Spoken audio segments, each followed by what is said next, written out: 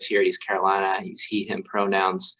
Excited to have you with us today as we kick off the second session in our four-part series of the Annual Civility Summit with East Carolina University. This is our 6th annual summit. For those of you who were here last week, this will be a little bit of a repeat as an intro, but just bear with us as we welcome folks today. We are recording these sessions, so folks who aren't able to make it in real time can watch and hear some of our discussion. Not the breakout sessions, but more so the presentations. Let me just share a brief overview of the Civility Summit and some of the goals of our program that we've been trying to do for the past 6 years. So this summit, now virtual this year, but formerly in person, provides opportunities for students, faculty, staff, and community partners connected to ECU from the state and region, and now the globe, to engage in conversations about civility and how it intersects with topics such as activism, race, politics, sexual orientation, gender identity, and global affairs. So our overarching goal of the event is for these conversations to fuel participants' desires to make changes in themselves, which would aid in their work in becoming positive agents for social change.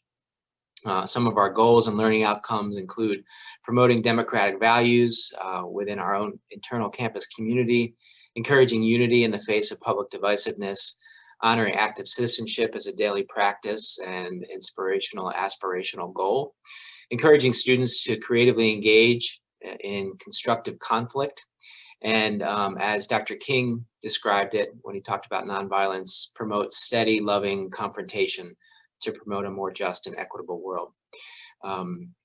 So historically, we've designed this summit as a half-day conference to look at some of these issues, current events, current topics, trending topics.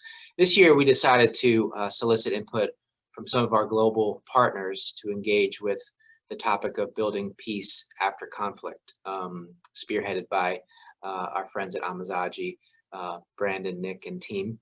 So perhaps a more apt title, though, rather than building peace after conflict, would be building peace within and among conflict, as conflict seems ever present in our current social and political reality. As you know, for all of us in the US, it's been a difficult and exhausting year, particularly a divisive and tragic summer of violence and racial injustice, and we're seeing some of that now with the trial and the murder of George Floyd currently happening, as well as a charged election season culminating in extremist acts of violence at the US Capitol. On top of the serious public health issues brought on by the pandemic, in many ways, many of us feel like our social fabric is torn and tattered. So we're going to talk about that. Questions like, how do we heal? How do we move forward? How do we rely on our deeply held democratic principles to keep us moving? So as you'll see from the ECU, or the Civility Summit website, through the help of our Fair Trade Learning partner, Amizade, based in Pittsburgh, PA, we plan to offer 4 90-minute sessions over 4 weeks addressing this topic. The next couple sessions, first we heard from partners in Northern Ireland, today our friends in Berlin, and the next couple sessions will be partners in Parkland, Florida, and Pine Ridge, South Dakota. Their experiences and perspectives within their own local contexts will hopefully shed some important light on some of the experiences we have here in the US. So we encourage you to mark your calendars for all 4 sessions and the remaining 2 after this one. So I want to thank our Intercultural Affairs team again, particularly Katie Locke, Sean Simon, and Tara Kermit for helping to put together this event and brainstorming how we might be able to share some really innovative content and engage in some important conversations. So if you have any questions, feel free to reach out to us. And with that as an intro, I want to just pass it off to Brandon from Amizade. Thanks all.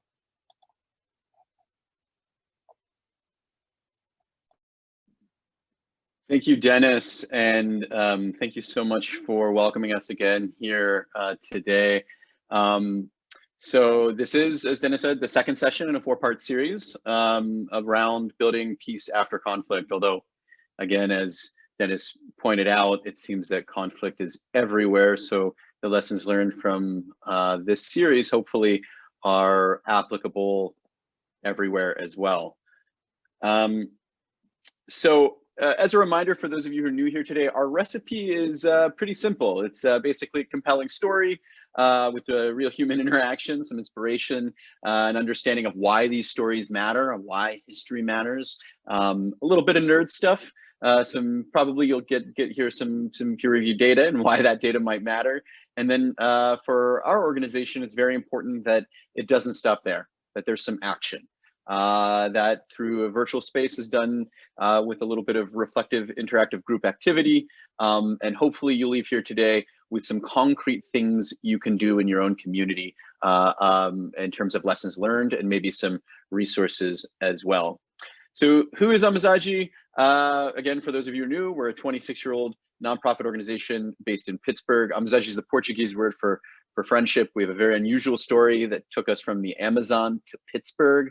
Don't know of many organizations that have that history, if any. We work with around 100 different education partners, including East Carolina University in 20 communities around the world. We really do three things. The first is that we bring diverse groups of people together from around the earth. I'd like to welcome Leah from Pine Ridge. She's joining us today. Next week, we'll be heading from Berlin to Pine Ridge. And so it's quite rare that our friends in Pine Ridge and our friends in Berlin get to collide like this, especially with friends in North Carolina. That's what we do, and we do a pretty good job at it. But for us, it's not enough that we're all coming together in a forum like this. We really hope that we can inspire empathy and civic engagement out of this conversation. And then together, we do something positive for the future. Historically, we organize study abroad programs. Since the pandemic, we've transferred that over to virtual experiences. Typically, these days, they're focusing on climate change, anti-racism, and ending extremism. And that is exactly what this summit is about, and certainly what today will be about. In addition, community development and a couple of other themes as well. We do have United Nations consultative status. We work with government agencies around the world, like the US State Department historically, and the Education Authority of Northern Ireland. We do a little bit of corporate social responsibility work, and we've actually engaged over 26,000 alums with several dozen at least from East Carolina University. Okay, so now just a quick recap from last week in case you missed it. We met with friends in Northern Ireland who work in youth education today. These are folks who were on both sides of the political and religious divide throughout an era called the Troubles in Northern Ireland. And today now everybody that we brought together is working together to try to make sure that they don't fall into some of the same extremist traps. Their kids don't fall into the same extremist traps that they fell into. We consider the rise of extremism in the United States through the lens of folks who were on opposite sides of the Troubles. We heard stories, some pretty intense stories at points about people's experiences in the Troubles, and linkages. I think this was a theme that kept on popping up between the vulnerability of being in poverty and falling into the trap of extremism. I think both of our speakers who would be considered extremists, one of them, of course, served 7 years in prison for their actions, would have said that they fell into the poverty trap that also pushed them into extremism. And then I think we also heard a lot about the trends of misinformation in communities, specifically in vulnerable communities, used to spread hate. And I'd like for everyone to think about that as we today talk a little bit about Holocaust history and some of what happened after the Holocaust in terms of reconciliation and the process of de-radicalization. So today we're going to spend about an hour with our featured speaker, Dr. Matthias Haas. Dr. Haas is, he's been partnering with Amizade for probably over a decade now. He's a friend, he's a scholar. I think, I've worked with a lot of folks in the Holocaust arena who have dedicated their lives to peace and reconciliation. And I've met very few who can do it and do this work in a reflective capacity that brings about positive social action in such a profound way. And Dr. Haas and I have been together in Berlin. We've traveled to Auschwitz together. I've seen him work with lifelong learners. I've seen him work with college students. I've seen him introduce German culture and cuisine while at the same time debating and reflecting on the moment human history was pushed to its furthest extent, the Holocaust. After about an hour with Dr. Haas, we're going to spend about 15 minutes in breakout rooms imagining our own place in building peace in our communities, and then we're going to reconvene to open it up for questions and final thoughts. As a reminder, feel free to use the chat box for questions and comments. Don't hesitate to throw out anything that is sparked as you hear Dr. Haas speak. If you have any curiosities, feel free to engage with us after this conversation as well. I would also like to say one more thing, and that is that I'm a third-generation Holocaust survivor. My family lost almost everyone in the Holocaust. My grandfather was the only survivor. He survived. He was actually rounded up on Kristallnacht, taken to Sachsenhausen concentration camp. He was lucky, very lucky actually, to have had that fate because he was released and found his way. He wanted to come to the United States. The US was not admitting Jewish refugees at the time. He wanted to go to Israel. The British were not allowing Jewish refugees under his circumstance in at that time. And he found his way to the only place on earth that would really admit him, and that was Shanghai, China, where he spent 9 years in the Shanghai ghetto before eventually becoming sponsored by American philanthropists that we'll never know, and making his way to the United States and Pittsburgh. The process for our family in terms of reconciling what came after the Holocaust has been a generational a series of questions, follies, movements, and acquisition of citizenship. So my kids and I are now German citizens, and that is a part of building peace. That is a part of the reconciliation process. And over the last decade, Matthias has acted not just as a scholar for my family, but also as a helper. Even as of this summer, when my family started watching and witnessing and hearing some of the hate language in this country, we got very worried. My wife likes to call this generational trauma. And we actually decided to utilize our German citizenship and move to Ireland. And sort of as we were navigating that, Matthias was a great help. And I'd like to introduce him by saying he's not just a scholar, he's not just the director of a very important historical space, but he's also a helper. And without further ado, please welcome Dr. Matthias Haas. Thank you, Brandon, for those kind words, and thank you to Eastern Carolina University for having me here. Thanks, Nick, for organizing this also. I will start sharing my screen. There it is. And I will talk about Germany today. I will talk about coming to terms with the National Socialist past in Germany after 1945, a traumatic past, a very difficult past, and I will give you sort of an outline through time from 1945 to today to see how a society was forced to and in parts chose to deal with its own past, how voluntarily it was. We can discuss probably later how much pressure there was from the outside, and that I think has changed over time. But just to start with where I come from and what just a glimpse of the history we are dealing with, I will just run you through a 3-minute history class, maybe. So I work at the House of the Wannsee Conference Memorial Site and Education Center. That is the historic site where on the 20th of January 1942, this infamous Wannsee Conference was held. No, it doesn't work. Hold up.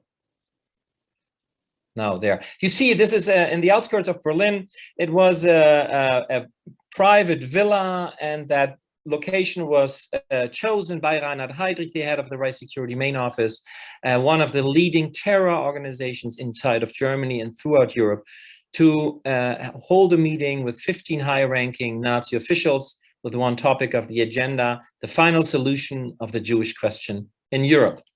And we see the participants here, and it is important, even and also in thinking about coming to terms with it, just to look at this group of men. These were the bureaucrats. These were the permanent secretaries in the different ministries and organizations. We have Heydrich here, and he brings his staff, the police and the SS, and we expect those, the Nazis, from the organizations, from the Nazi party here as well, in their uniforms, we see them, to be part of that. But the colleagues that Heydrich invites on his level of work come from the civilian administration, come from the Ministry of Justice, come from the Ministry of Interior, even though Dr. Stuckart is in his SS uniform here, but these are civilian bureaucrats. The Foreign Office is there, the plenipotentiary for the 4-year plan, that is the Ministry of Economics, basically. And so we do have high-ranking but ordinary Germans, and if we would have the time to look at them and their biographies, their backgrounds, they're pretty normal. There's nothing special about them. There is sort of average Germans, young, well-educated, and convinced of what they were doing. And that how to come to terms with that, we see that later.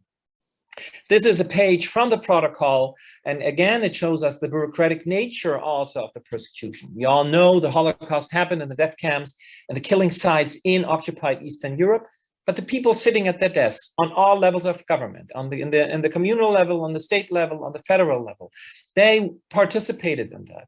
And we see here the statistics: final solution of the Jewish question in Europe. That's a bureaucratic term. It meant mass murder, deportation of 11 million Jews, as we see here, to the death camps in mainly occupied Poland.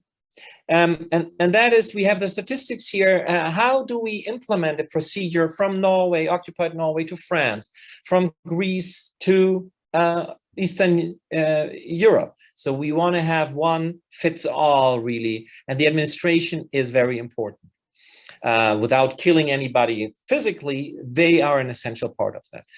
Statistics, category A, the countries we have are under control, and the category B, Bulgaria, we have to send our diplomats to negotiate. England, we have to win the war.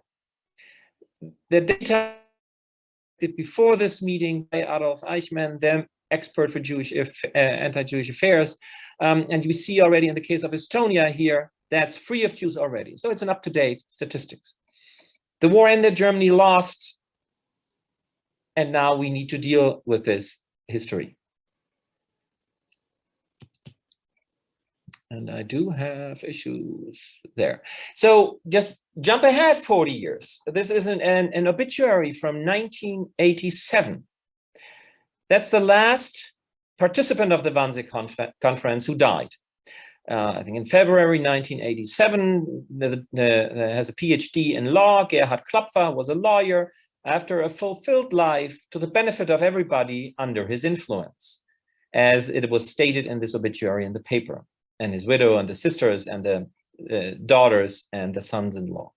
And that shows us how, even 40 years after the war, people thought, oh, well, they just didn't do anything wrong. They didn't participate in the crimes. And the people that participated at the Wannsee Conference are the perpetrators of the Holocaust. And even though 42 years later, in a public paper, they claim they just helped everybody. That obituary caused a scandal in West Germany at the time, because everybody at the time could have known what the Wannsee Conference was. And it shows us that history is never history. History is always something to be debated and argued over. And that was the case right after 1945.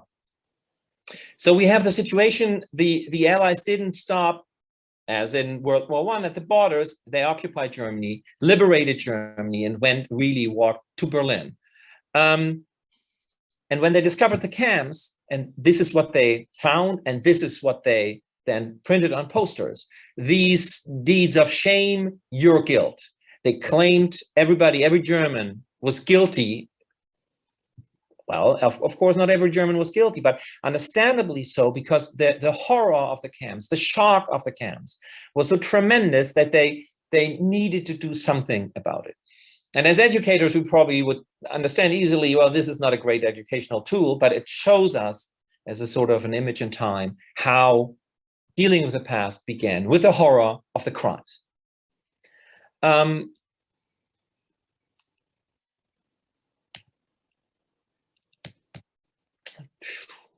I do have problems with my PowerPoint. So what we have in the beginning is a system of law, and that was what you see now throughout, that's in orange. The Western Allies want to establish a system of justice, and they arrest thousands and thousands of people, higher ranking, lower ranking officials of the party, of the government, and put them into internment camps. In this Soviet occupied zone, we have the same procedure, but they're called special camps. And the difference between those is really that the camps in the Western zones, after a year and a half, really were changed into the system, a system of justice with trials, or people would be released. These special camps in which becomes East Germany really serve a political purpose that even social democrats that do not follow communist rule might be imprisoned there. And I will focus really on West Germany in the next hour or so, because I think for us in the debate about society, about public debate, West Germany as a more open society with a pluralistic sort of debates is, I think, more relevant. East Germany would be a topic for itself. Another, of course, what we know, the first attempt to bring people to justice is the major war criminal trial in Nuremberg. The high-ranking, the leaders of the regime who are still alive, are brought to justice. We see that here. We have 21 defendants, and we have a trial. And it's the 4 allies that hold this trial. And out of this 21 people, 11 are sentenced to death. A few are acquitted, a few are sentenced for life, or 10, 15, 25 years. So bring people to justice, establish the rule of law in post-war Germany, I think, is the first important attempt. We also have, and you can see that so great here, we have the attempts of the Americans mainly, and it's also a system of justice. What do we do with a Nazified society? What do we do with a society that in large parts followed the regime, was pro-Hitler, didn't commit crimes, but how do we deal with them? How do we address that? And so we have these civilian chambers comparable to South Africa after apartheid, really.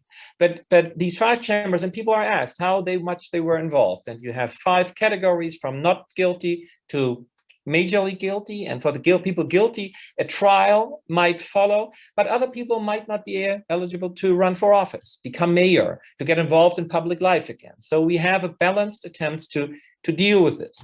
I mean, there are voices who say, look, we cannot shoot 100,000 people. We just can't do that. We would find them easily, 100,000 guilty murderers, but that's not what we do. That's not who we are. So we need to find a balanced way. And then the Nuremberg follow-up trials. After the main criminal trial, we have 12 follow-up trials against the elites, doctors, people in the ministries, people in the military, people from the Einsatzgruppe and the murderers. So we have follow-up trials. The system of law is, and the system of justice is what begins early on. But early on also, we have societies, we'll see that here in green, getting involved in debates and arguments. And the Stuttgart Confession of Guilt by the Protestant Church, which is mainly the Lutheran Church in Germany, is the first really document with the admittance of guilt. The bishops, the Lutheran bishops come together, and not completely voluntarily, because they want to be part of the international body of Lutheran churches, and they apply to be readmitted, and the partners say, look, yes, but we need something from you. We need something that you reflected on your own history and that you dealt with it. And so we have on the one side of the spectrum, 1947, this confession of guilt. We as churches were guilty as well. But we have also in the first election campaign to the West German parliament, the first Schlussstrichforderung. If you know any German, that's an interesting term. The demand to consider the matter closed. Enough already. We're going to look forward only. And this is the poster from the Central Liberal Party, the FDP. Stop all the denazification and becomes second-class citizens. We will not look back. And that really defines, I think, debates within Germany for the next 50, 60, 70 years. On the political level, in blue here, the West German parliament comes together, and one of the first things they do, they pass amnesty laws for minor crimes at the end of the war, where people really didn't know what was right and wrong, which often were harsh crimes. People who even were murdered at the end, but in these chaotic times, they said, let's integrate people. Let's rebuild West Germany now, and that's a sign you send to your society. We will not. And most of them, I mean, a murder did not fall under the amnesty. That's the first amnesty law, and we have another one in 1954. Now that's 9 years after the war. We're going to move forward. It seemed we had the system of justice that will not come back to us. In 1957, it turns out, well, wait a minute, this is not right. This is not true. We have a trial in the city of Ulm against some of the murderers of the Einsatzgruppe. These were former policemen, and in the German constitution, you have a paragraph that says, if you worked for the government as a policeman before 45, we might reemploy you. And so a few policemen reapplied to be policemen again in West Germany. And then people checked, okay, what did you do as policemen? And then they found out, oh, well, wait a minute, they didn't were just policemen. They committed the crimes. The mentality of the people at the time was they felt, oh, I might work as a policeman again. But instead they were arrested, and there was the first trial, and that showed society the murderers are still among us. And the few people that were tried were not the only ones. So we still have this issue with us 10, 12 years at the time after the war. In society, we have on TV in 1959, 1960, for the first time, a major, really prime time series, a documentary about the Third Reich. And that showed society this topic is not over. So this topic, even though we have amnesty laws, we had trials, we have again trials, and we need to address this. We need to deal with this. And at the time, Germany had one TV station. And 8 o'clock was the news, 8:15, people were glued to their TV. So this was a pretty important thing. This is really something where it was clear we as society need to deal with it. It matters to us as well. And that continues through the 60s, just to give you a few ideas. The Eichmann trial in Israel, Eichmann, one of the participants at the Wannsee conference, the one who wrote the minutes of the meeting, the protocol, the expert for Jewish affairs, the sort of logistic experts for the deportation trains, for the trains to the death camps, was brought to, kidnapped in Argentina, brought to Israel and tried, and got a lot of public attention, even in Germany. So this was a lot of international attention, but again, we had here a leading Nazi being tried. See a photograph here from that trial. You see him here, Eichmann, the man in the glass box there, I think famous photos from that time. We have in Germany between 1963 and 65, the Auschwitz trial against guards in the camp of Auschwitz-Birkenau. Again, it showed us it's not over. 20 years after the end of the war, there's still a lot of issues to be dealt with. And it's interesting to look at also the people who did that. And that's a photo of Fritz Bauer. Fritz Bauer was the state prosecutor of the city, of the state of Hesse. He was stationed in Frankfurt. The Auschwitz trial was happening and held in Frankfurt. Fritz Bauer was a German Jew, lived in the 20s and worked as a lawyer in Germany, escaped Nazi Germany, Denmark, and then to Sweden. And he returned after 1949. He said, the Weimar Republic failed because there weren't enough Democrats to defend it. And I'll come back to be one of the Democrats to rebuild a democratic society. He was a key figure in bringing people to justice and establishing a system of justice for also public purposes. He didn't care about the defendants. He didn't care about the sentences, if they were sentenced or not. He said trials serve an educational purpose. We need to have these trials to let people know what happened at the time. But he was also very clear that he said, when I leave my office, I'm in enemy territory. I'm not, people will be hostile to me. My position in the mid-60s is a minority. And the people he hired were very young prosecutors, just finished university in the 50s, who were not influenced as much by Nazi mentality and the Nazi regime. But these people were key, I think, not only for the system of justice, but also for other issues. In Germany, we have a debate on a political level on the statute of limitation. How long do we prosecute people? And that was 15 years for murder. Germany was founded in 1949, West Germany. So in 1964, it seems this will be over soon. People brought it up and said, we can't have that. We can't let the murderers go free. As we see in the Auschwitz trial, we still have them. And what does politics do if they can't find a solution on an issue? They postpone it. Let's buy time. Let's buy 5 years. Let's raise the limit from 15 years to 20 years.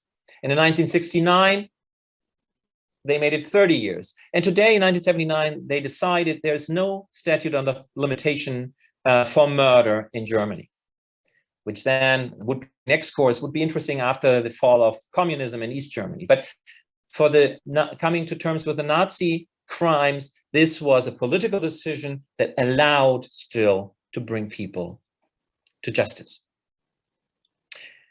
We also have memorial sites, the sites of the crimes. In Dachau in 1965, it would be interesting to look at East Germany, but they started earlier with the memorial sites. But we do have historic sites where the families, the comrades of the people who perished there went and mourned. These are cemeteries, but these were also educational sites. People went there to learn about the history, to be confronted with the history.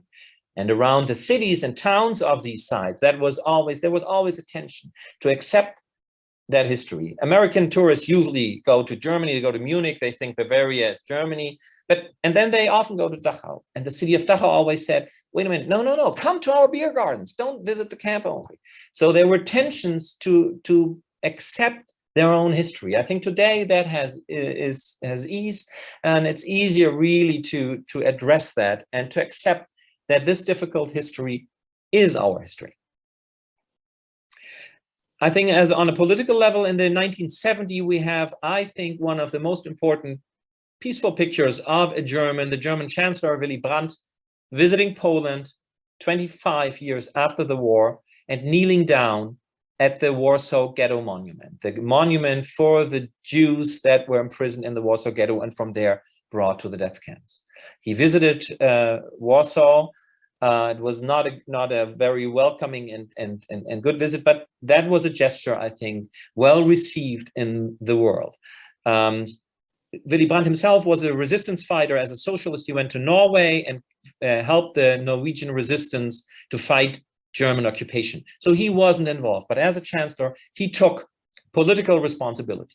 And the Time magazine of Germany, Der Spiegel, he asked in a survey, was Brandt allowed to kneel down? And in 1970, a majority thought that was too much. He should not have done that. In 1972, we have elections. He's running again, and he wins with a landslide. So 25 years after, almost a generation after the war, we have a change in the attitude of Germans and dealing with this past. Yes, and today I think this is one of the most powerful photographs of somebody admitting responsibility. Shame, honoring the victims, whatever we can debate that, but I think this is quite important. On a cultural level, we have 1978-79, very important, the TV series Holocaust. And for the first time, the history is not history any longer, or political, or trials, but this is a miniseries, an ABC miniseries shown on German TV. And with this, the history of the family Weiss, a German Jewish family, and their fate and their life stories. And suddenly Germans can connect to the victims, and they can not identify, but show empathy with the side of the victims. It's not history, it becomes very personal. There are hotlines on TV, people call in, old Nazis who say it's all lies, but people very emotional, very involved. Families watch this at home. There's public debate. Suddenly, this is something relevant for people. 1985, 40 years after the war, May 8th until then was the day of defeat, the unconditional surrender. Germans mourn the loss of World War II. And for the first time, Richard von Weizsäcker, the president, says, wait a minute, no, this is not a day of mourning for us. This is also a day of liberation for us. If we start about mourning, we have to go back to 1933. This is where it begins, the dictatorship. We see him here, were liberated as well. And we should not look just as we lost the war, but we should address the different groups of victims. The Jews, first and foremost, Sinti and Roma, Gypsies, other groups, homosexuals, political opponents, and then also the people we lost in the war. But he's giving a speech, if we would read that today, very consensual. I mean, we would agree on most parts. At the time, this was new. And this around the same dates, we have the Bitburg scandal. The German chancellor at the time, Helmut Kohl, wants to show a sign of reconciliation with the American president, Ronald Reagan at the time. And a year before, in 1984, for the 70th anniversary of beginning of World War I, he had met with the French president Mitterrand over the graves of World War I. Now he wanted to repeat that over the graves of World War II. He's holding hands with Ronald Reagan, Helmut Kohl, Ronald Reagan. And then people found out, wait a minute, on that cemetery, there are also SS men, the men, the SS that committed the Holocaust. And you cannot go there to sort of reconcile this past without even addressing it. And so in between that, giving a speech and addressing it in a sensitive way and trying to have, in a way, a sign of reconciliation without addressing your own past, I think is a thin line, but one is until today very accepted, and one is a sign for a scandal and how not to address your own past. On an intellectual level, we have debates in the cultural sections of the papers about were the Nazis really the first? Wasn't it really a war of defense against Stalin's socialism, communism? Weren't the gulags, the camps in the Soviet Union, really the original camps, and the Nazis really only responded? There are furious debates about the uniqueness, the unprecedentedness of the Holocaust, of this history. And today, I think most people would agree that no, we cannot shy away from our history in pointing at others. Oh, look at the Soviet Union, they did something too. No, it's our own responsibility to deal with our history and with this really, with this tremendous and unprecedented crime. 1989, the fall of the wall, Germany is unified again, and we do have a different country. 50 years after the Wannsee Conference, only, the house of the Wannsee Conference becomes a memorial site, an educational site. It took such a long time, and the 80s, and I didn't have the time to get into that, were a time where citizens' initiatives get involved, as it was also the case in Wannsee. Citizens get involved, dig where you stand, look in the archives and on the grounds where we still find traces, roots, foundations of buildings, you name it. And that's what people did. Not only, oh yeah, Germany did something, or the government, but history happened where we live, where we are. And I think that concept is still very alive today. We have a network of over 100 memorial sites, from small to mid-size as we are, to bigger ones, where the history is addressed in exhibitions, through programs, and so on. So this is how this looks today, and I think it's quite significant. It took a long time to get things going, and new generations came, but I think that is an essential part of dealing with our own past. Schindler's List, of course, you all know that probably. Again, we have a movie, and suddenly we have a good German. So we see the range of possibilities. Schindler, who helped save Jews. And in Germany, debate about, is that appropriate? Shouldn't we focus more on the perpetrators, on the killers of the Wannsee Conference, the bureaucrats? Or is that also an escape way for us? Look only at Schindler. But I think the good thing about movies like that is we have a debate. Until recently, I think every German school kid saw that film and had a debate on it, used as educational tools, not as a documentary, but to engage in debates about your own past. In 1995, really, we have 50 years after the war, and people expected that after that in society, things will ebb down, they will go down, and there will not be more interest. In 95, there was a huge interest on all levels of society, the political level. Politicians go to the anniversaries of the liberation of the camps, and 9 months later, the German president declares memorial, the 27th of January, that day of the liberation of the camp Auschwitz-Birkenau by the Red Army in 1945, will be the day of remembrance for all victims of National Socialism. So we, as a society of the perpetrators and in responsibility of the perpetrators, have a day to remember all the victims. And it's International Holocaust Remembrance Day, and in Germany it's slight different. It's more, it's broader, it's wider for all victims. We have at that time a debate about Daniel Goldhagen's book, Hitler's Willing Executioners. Was there an eliminatory anti-Semitism ingrained in Germans? A furious debate. This is not civilized debates about the past. This is about who we are today. 50 years after, did the Germans want to kill the Jews or not? In academics today, in intellectual life, I think Goldhagen does not play a big role. Christopher Browning's book on the Police Battalion 101 is much more thoroughly researched, I think is much deeper and differentiated. But at the time, Goldhagen really hit a nerve inside of Germany. We have also the debates about the crimes of the Wehrmacht. And there you see again, on a political level, there's a society now, it's in green, not so much coming to bring people to justice, but about who we are. On a political level also, really in parliament, we had a debate about how much the Wehrmacht was involved in committing the crimes of the Holocaust. Until then, it was the SS, the party, the Gestapo, the bad ones. But the ordinary soldiers were seen as being okay. They were drafted into the army, forced in occupying Europe. And for everybody who wanted to know, it was clear the Wehrmacht in parts participated in the crimes, in the shootings, in gathering Jews, in helping and supporting the killing squads, and so on. It was a furious debate about our grandfathers, fathers, brothers, uncles, across party lines. It started really as a heated debate against the conservatives, against the leftists, considered to be the leftists. And then in that debate in parliament, I think it was interesting that people gave their speeches and then came back and said, look, I've listened to what you said. And I have to say, maybe there is something about it that's not totally wrong.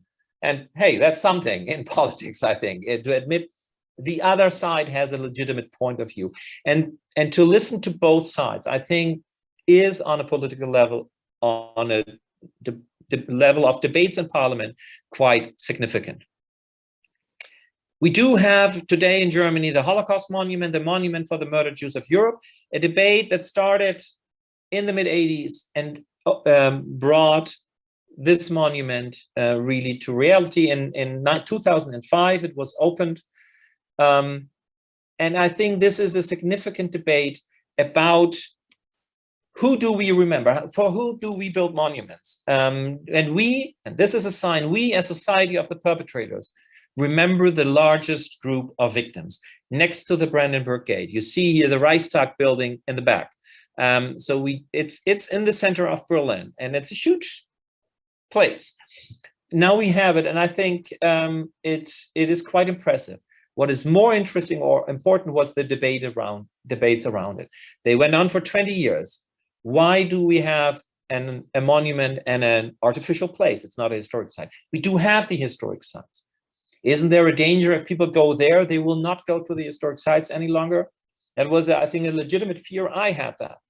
The result is people go here, learn something. It's more abstract. What are these? Coffins, tombstones, communities? We don't know. But from there, they want to learn. And from there, in 95, you didn't have the interest decreasing. You have an increase still in the topic, going there, and from there go to historic sites and learn about it.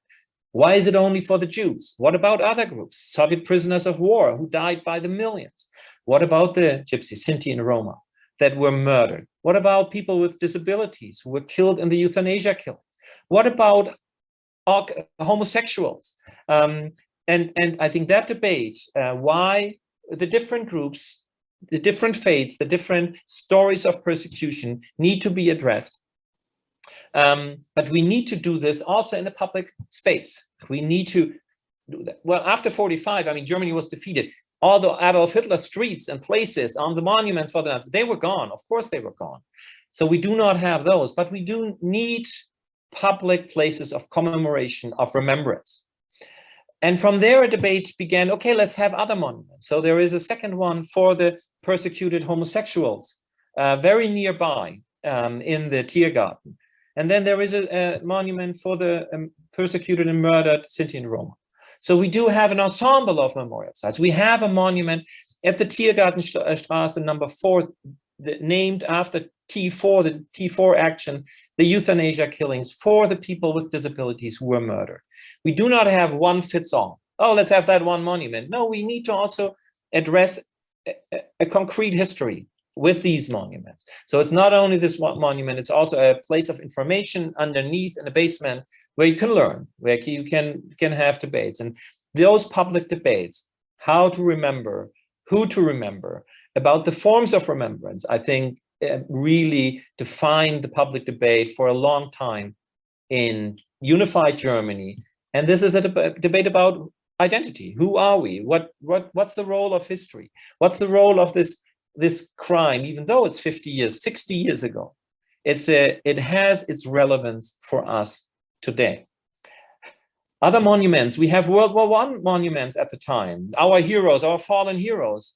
And through monuments about the Holocaust, people questioned that. Do we really want to remember heroes?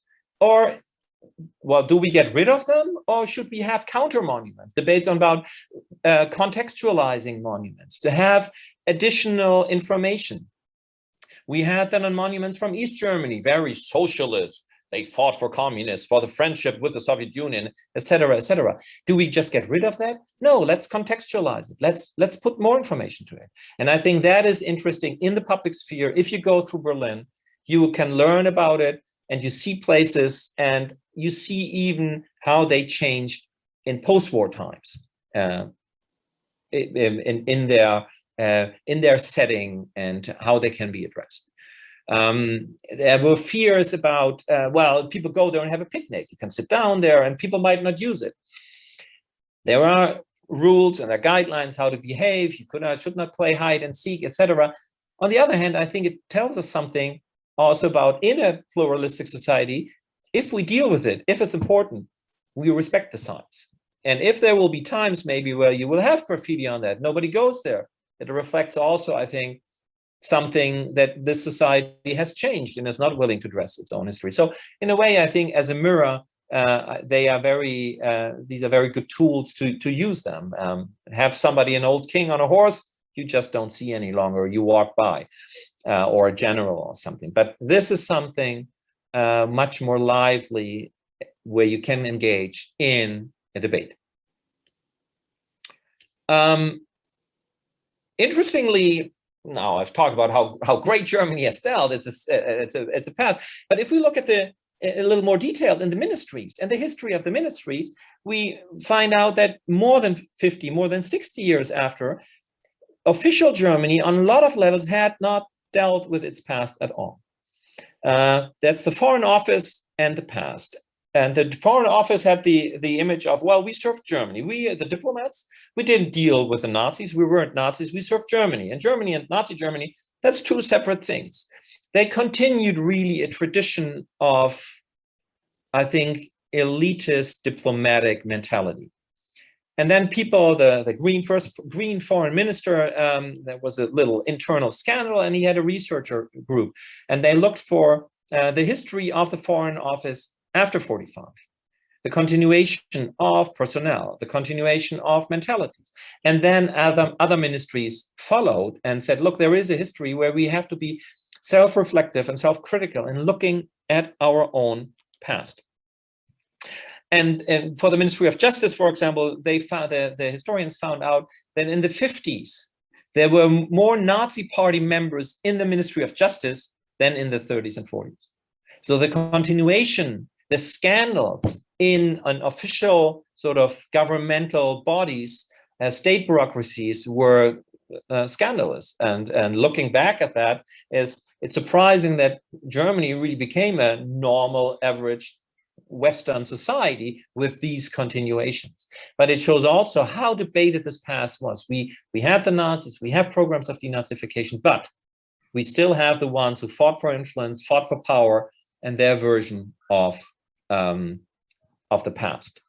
And we still have trials until today. And the Demyan trial is one that I mentioned because that is the trial about John Demyan, who helped, I think, in working in one of the death camps, emigrated to the US, lied on his immigration forms, was brought to Israel in the, I think, 80s already, early 90s, sentenced there back to the US, and then Germany at the end took him and tried a 90-something-year-old man. And again, it was not so much about Demyan, it was about justice. It was about for the families, the victims, the communities to see this is not over, but also as a learning tool. And the interpretation of the law had changed. Today in Germany, the interpretation of the law is if you participated in the camps, in whatever function you had, you participated in murder in the Holocaust. You were not just an auxiliary to murder, and you needed to prove the specific details of the crime, but being part of the concentration camp system makes, in the interpretation of the law, makes you being complicit and makes you a perpetrator of these crimes. So we have all levels of society, of politics, and of justice and law that are still playing a role in coming to terms with this past. Thank you very much. Thank you so much, Matthias. What incredible history of reconciliation there. I mean, I think you really laid out nicely how these are not just one or two off intentional acts of building peace after conflict, but it really has taken almost every sect of society, political acts, educational acts, artistic and creative acts. It has taken, I would say, you described courage, individual courage, collective courage. It's taken patience. It has taken an understanding or a evolution that this is building peace after something of this magnitude is enduring, and it has to be enduring. And I couldn't help but find myself thinking throughout your presentation, and I'll say, I imagined I would be thinking about my family's history or my own process of reconciliation. Instead, I was thinking about America. I was thinking about how the Civil War was 150 years ago. And in our country, we have not necessarily gone through many of the acts that you've talked about, or we have, and we've stopped and we've continued, or the evolution has been in a longer, less patient, less enduring, more chaotic kind of way, maybe. So I think, you know, we have time. We're going to go into a breakout rooms, but before we go into those breakout rooms and ask a couple of questions of everyone in the room, curious if you could share if there were 2 or 3 concrete takeaways from your life. You've dedicated your life here to understanding and educating others around the Holocaust and the lessons of the Holocaust. If there were 2 or 3 concrete takeaways for the process of building peace after the Holocaust, that every community in the world should be thinking about, and you know, I should be very clear, this is not to compare the Holocaust to anything else that's happened. It's that there are acts that we need to build peace afterwards or through. And here in America, we're dealing with extremism, and it's in all sorts of forms every day. Whether it be Asian hate that we're seeing a lot of right now, whether it be sort of gun violence, extremism as it's related to sort of the rise of white nationalism in this country. But in every community here, we're battling with something. And I'm wondering from your lessons, if there were 2 or 3 things that every student or every educator should have on their mind, what would those be? One would be we can't shy away from our own history. We are who we are because of our history. If we have a debate in Germany about public health, within 3 steps, we are with the euthanasia killings and the definition of unworthy life. And we cannot say, oh, when are we normal again? That is our normality. We have an elephant in the room, just don't shy away from it. It will come back. This history will come back. So also whenever, and we have that, and I didn't have the time really to get into that, the populist, the right wing says, oh, we need to change the discourse. We need to, and we always had that, the right wingers who said enough already. I tended to say, come on, bring it on. Let's have the debate. The arguments and being self-reflective and address that are on our side, who say it's not a good or a bad history, it's our history. And it needs to be addressed from all angles. It needs to be really, and let's do that. And let's listen to the other side, as painful as that is often. And I guess there are limits. If people and during the TV series Holocaust, there were Nazis saying, "Yeah, let's continue that. The Jews have to." I mean, no, there is an end to that. We do not debate that. But within a range of pluralistic democratic society, and even with people who are not where we are and who have to struggle with that, I think we need to address that, and we need to be patient but do that. Otherwise, it will come back. And tell the others also, look, let's not shy away from that. Even let's go through this. And it's not one thing you do and then it's solved and let's peg it away. It will affect us in many debates. Germany's role in the world in the 90s. We cannot have that until today. The relationship to Poland, we cannot have without the past. But let's have it as society. Let's not only have it on a level of foreign ministers. Oh, we have an agreement here. No, it's us. It's us going somewhere, addressing things as society. And that us, I think that's the second thing, is it has to do with us on a personal level. What's my history connection? And without a moral undertone. And right now in Germany, we have a debate about, we talk Germans with migrant history and a migrant background, a Turkish, an Arab, and now 2 artists with a migrant background said, oh, all these Germans with a Nazi background. And people said, oh, hold on, you can't do that. But in a way, it's true. It has, and without this, we need to address our Nazi background, but our own histories, our family histories. What did our grandparents do? My great-grandparents, where does my family come from? When I was in the US in Philadelphia and working with volunteers, we asked young Germans to do research on their family history, because when working in the US, they will be asked, what did your family do? What do you know about your family? Without being, oh, how dare you? I mean, today kids are born in the 2000s. And still, you should know about where you come from, because it makes us who we are. And I think it is within a younger generation, there is an openness to that. And even dealing with the critical things. And when students found out, oh, I thought my great-grandfather was just an army general, was a really good guy. And then, well, I did some research and found out not such a great guy. And I had to confront my family and had the debate within the family. And we still have that in Germany. For example, with the history of the euthanasia killings, many families who had somebody in their families with a disability who disappeared and was murdered, there is silence around that, shame, feelings of guilt, not being able to rescue their own uncle, aunt, where this history became very personal. And now the fourth generation really heard a name and said, well, why didn't I ever find out anything? And they started to dig, and it seems far away, and you find out it's not that far away. It has to do with us. And I think probably in your country, I think the Civil War, 150 years ago, I think the way it is discussed and argued about, it doesn't seem to be a chapter of history only. It has to do with communities, people, who they are today. And I think, again, it's an elephant in the room that should be addressed.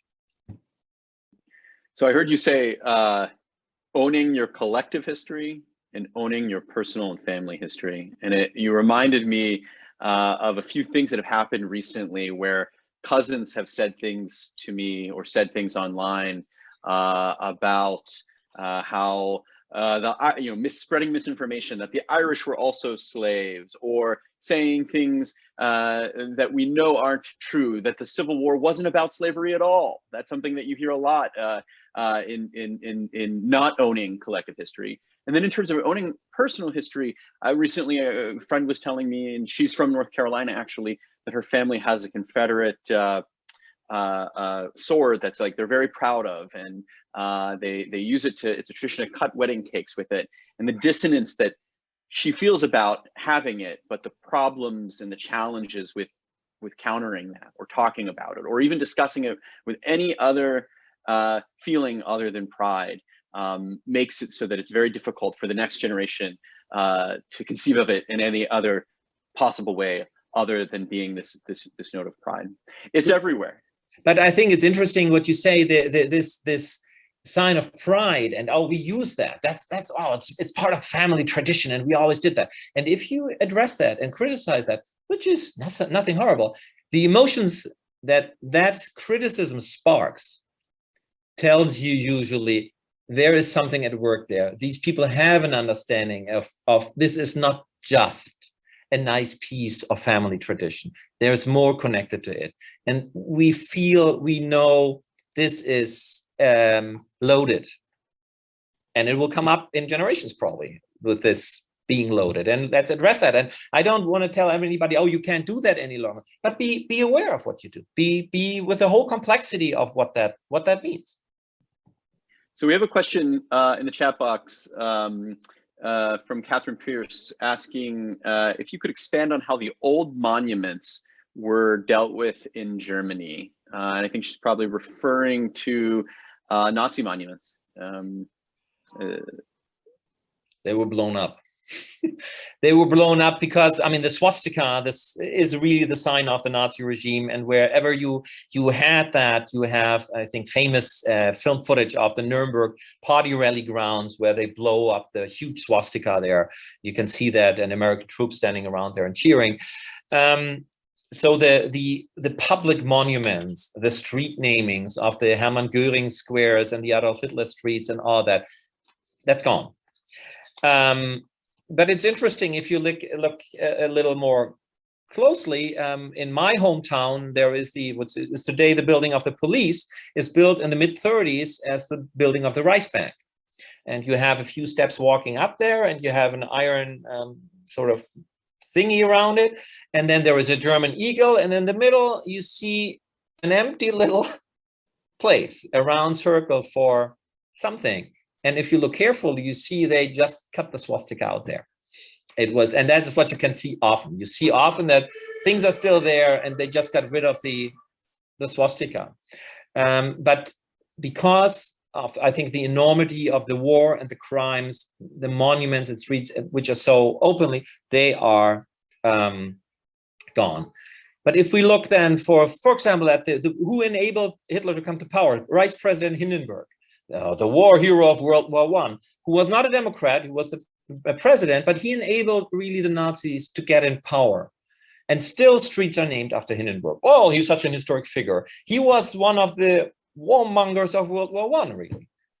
But still, huge debate about it. I was part of an association about a lot of controversial street names.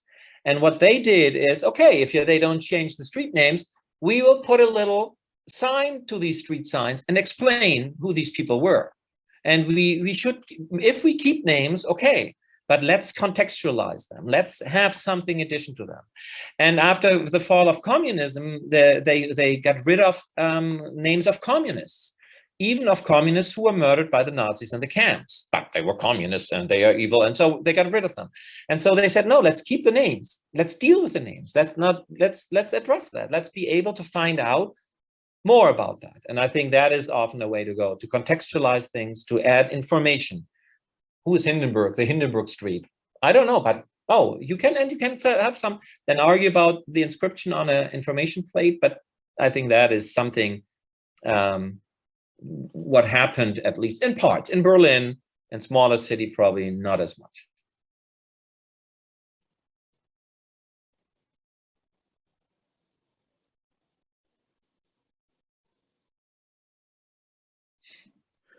That's a really good segue, actually, into a couple of questions that we'd like to sort of go and spend 10 minutes in smaller groups here before we come back for a larger Q&A and discuss. But 2 breakout room questions here, very related to where this is going anyway. But number 1, what, if anything, has your community done or is doing to reconcile its past? Is it going far enough? And what lessons can be applied from today's presentation in your own community? So, think about statues, think about street names, think about legislation. My brother works in politics in the state of West Virginia, and he was telling me last weekend that there is a bill in West Virginia, there's bills all over the country actually, which are actually making it illegal to take down any statue for any reason in the state of West Virginia. So there's no reason, there's no possibility. In fact, it's a felony to touch a statue is part of the idea here. And so a lot of creative people are trying to think about, well, how can we possibly deal with our past? Maybe there's other ways. If the government is saying we can't take them down, maybe there's something we can do to them or alter them or put glass boxes with the names of the victims around or all sorts of things. But what's going on in your community? And is it going far enough? And 2, are there symbols or monuments in your community that are contributing to feelings of hate? And how can a productive debate about these symbols possibly take place to assist in creating a more peaceful future? So what I heard in the last hour about the history of building peace after genocide is that it takes all sides of life. It takes the arts, it takes the politics, it takes teachers and public spaces. In America right now, we're struggling with the debate around some of this. The debate that is what happened on January 6th and how we reconcile that, but also the debate about what happened generations ago, or even in the founding of this country. So we'll stop there and go into our breakout rooms. If we could do 3-ish breakout rooms, probably with the size, and then we'll come back 10 minutes later. So let's discuss this, come back, and then we'll have a larger Q&A and wrap things up. Sounds good. Brandon, if you could also post those in the chat, that would be helpful. Absolutely.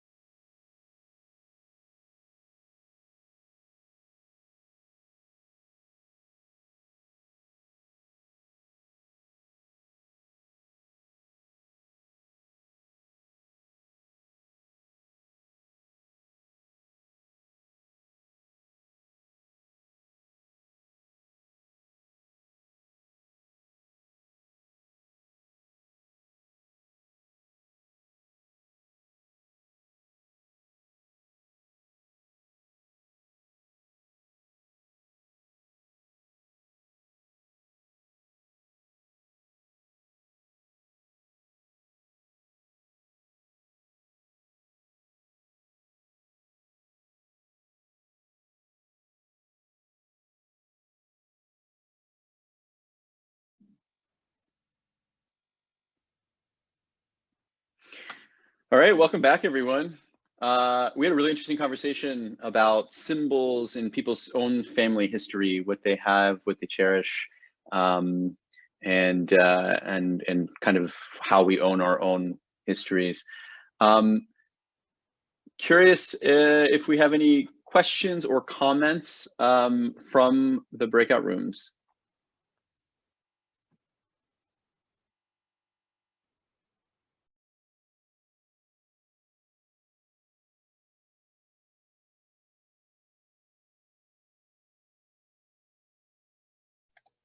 We had some discussion in our breakout room about kind of the complexity of meaning attached to, in particular, to Confederate monuments, Confederate flags in the U.S., and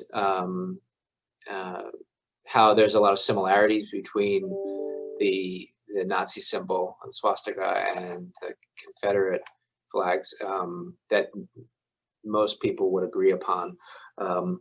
There's a little bit more complexity and maybe attachment to Southern culture, right, quote unquote Southern culture in the U.S.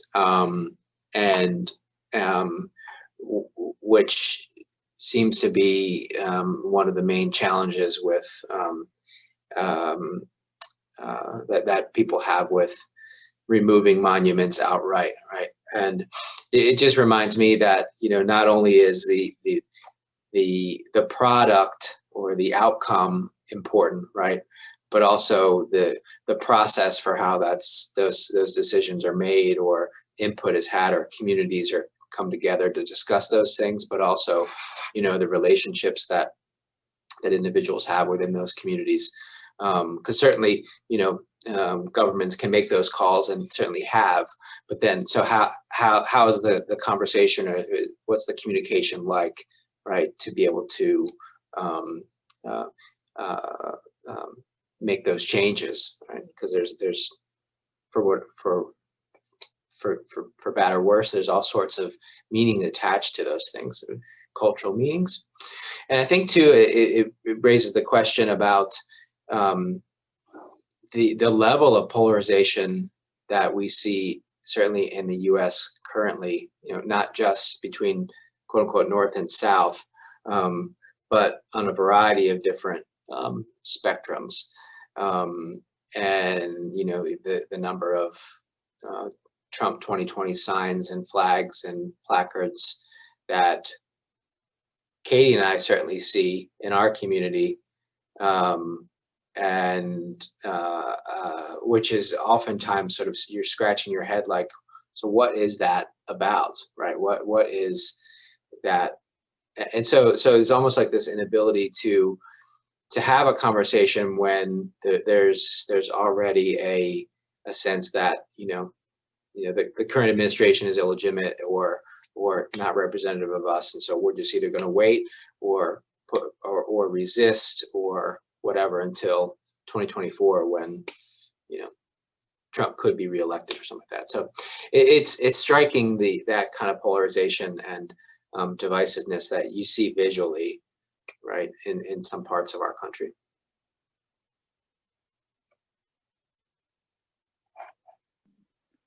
Thanks, Dennis. Matthias, any thoughts on that divisiveness in as a part of the, you know, kind of almost reconciliation process?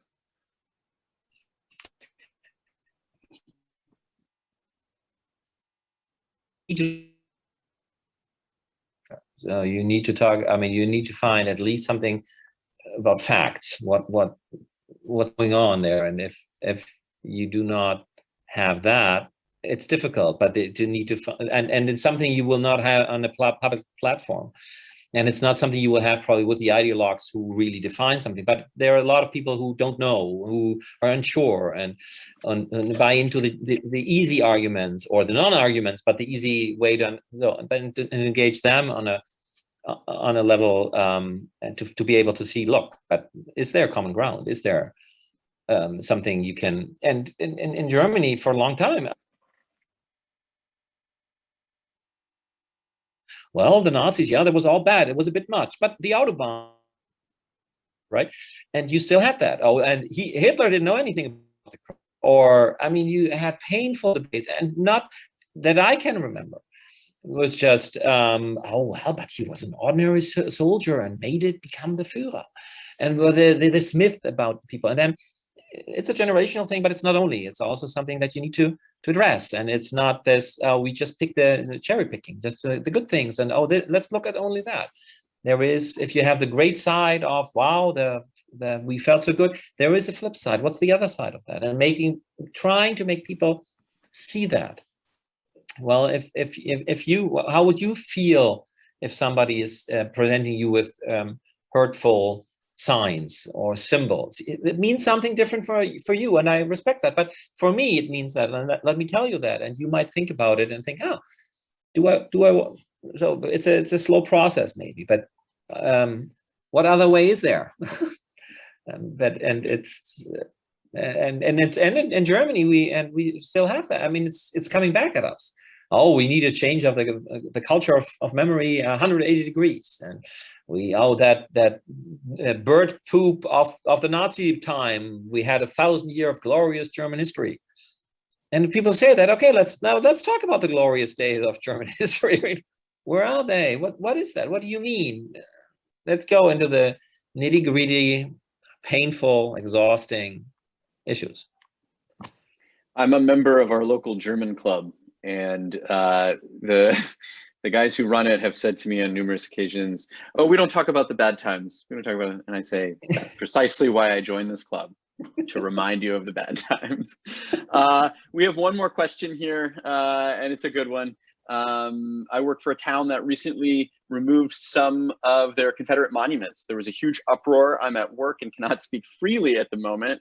Are there resources I may access later to help brainstorm and discuss ways to make a difference while delicately balancing my clerical job in city government? I reckon, Matthias, everybody in Germany knows who Hitler is, but there's no statues to Hitler, right? Yeah. Yeah. So how would you advise in this question?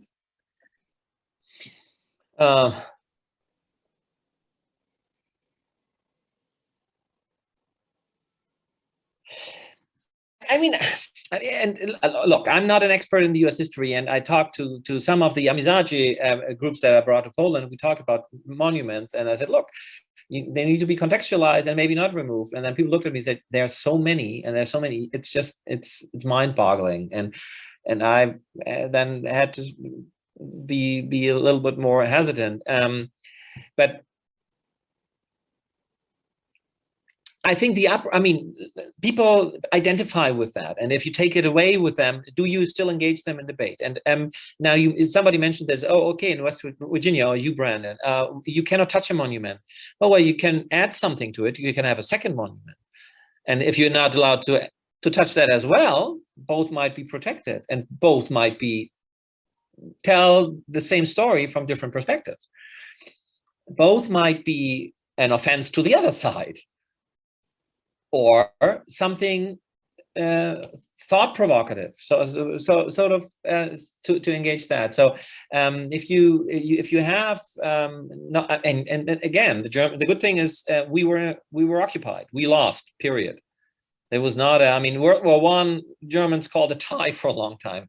Not true. But this time it was clear, and it's clear we needed to address things, and